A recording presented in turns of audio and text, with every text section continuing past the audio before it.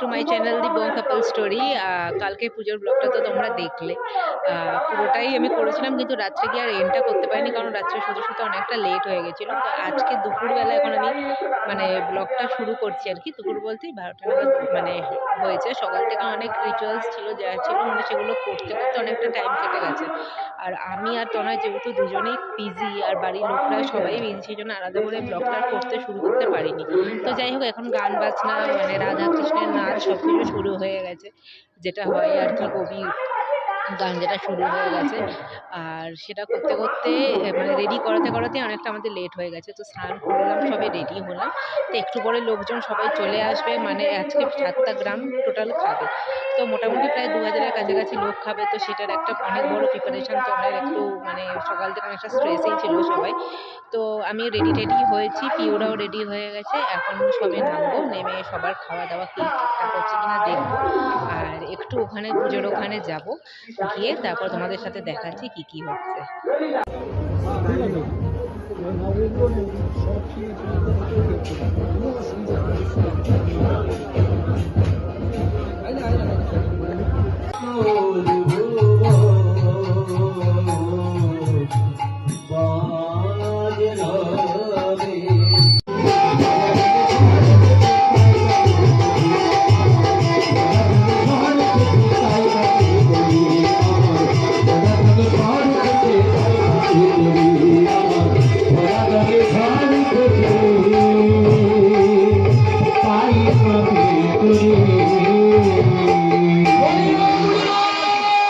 এতক্ষণ শ্রেয়সী করছিল, এখন আমি করছি।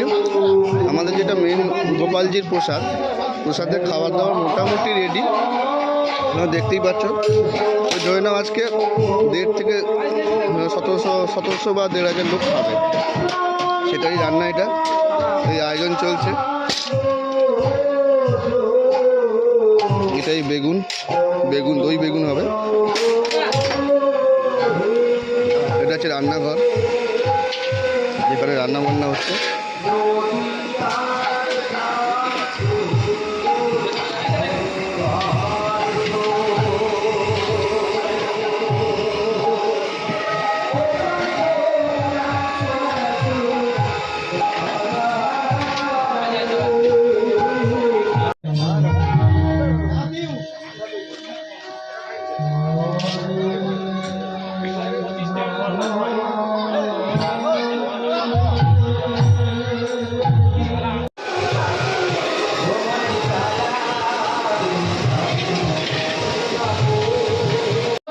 সবে খাওয়া শুরু হলো, এটা প্রথম পর্ব।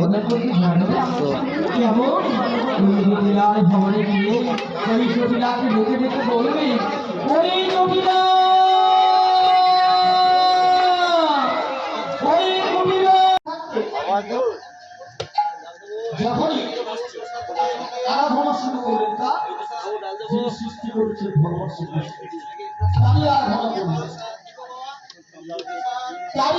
খাওয়ার খুব পেটে বসেছে, প্রচুর ভিড়। মানুষের আস্তে আস্তে বেরোনোর জায়গার প্রবলেম হচ্ছে আমাদের, তাই জন্য একটু ভিড়টা মনে হচ্ছে। মানে ভালোবাসি শ্রেয়সী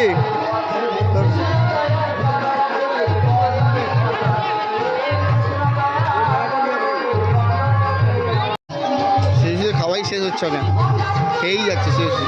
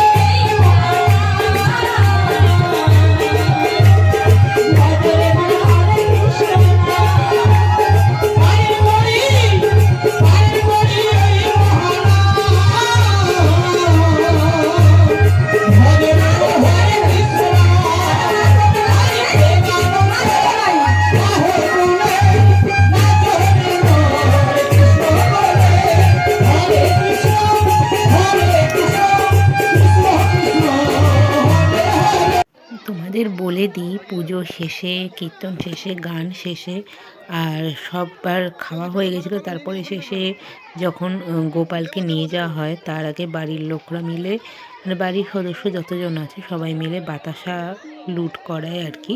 তো সেরকমই একটা নিয়ম ছিল, যেটা আমি জানতাম না, তনয় বলার পর জানতে পারলাম সেটা হচ্ছিল, দিচ্ছিলাম বাতাসা আমরা সবাই মিলে। আর আমি তো কারোর হাতে হাতেও দিয়ে দিয়েছি তারপরে বাচ্চাদের। আর তারপরে এরকমভাবে সবাইকে ঘুরতে হয়, মানে যারা কীর্তন করছে তাদের সাথে সাথে বাড়ির বড় থেকে শুরু করে ছোটদের সবাই একসাথে ঘুরতে হয়। আমার শ্বশুরমশাই, শাশুড়ি, তারপরে ভাসুর, তনয়, আমি, তারপরে মেজো ভাসুর সব একসাথে এরকম ঘুরছিলাম। আর তারপরেই হলো গোপালকে নিয়ে যাওয়া হচ্ছিল আর কি। তো দেখো কাঁধে করে আমরা নিচ্ছিলাম, আমরা সামনেই ছিলাম আর পেছন থেকে ভিডিওটা হচ্ছিল।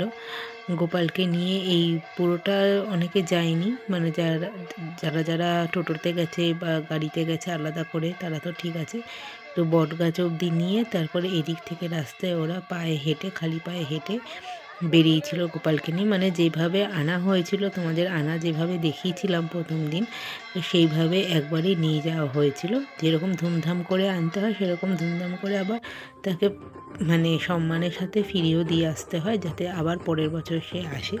তো যাই হোক, আজকের এই পার্টটা এখানে শেষ করলাম, আরেকটা পার্ট আছে দেবো সেটা পরের দিন। দেখা হবে নেক্সট ব্লগে। টাটা।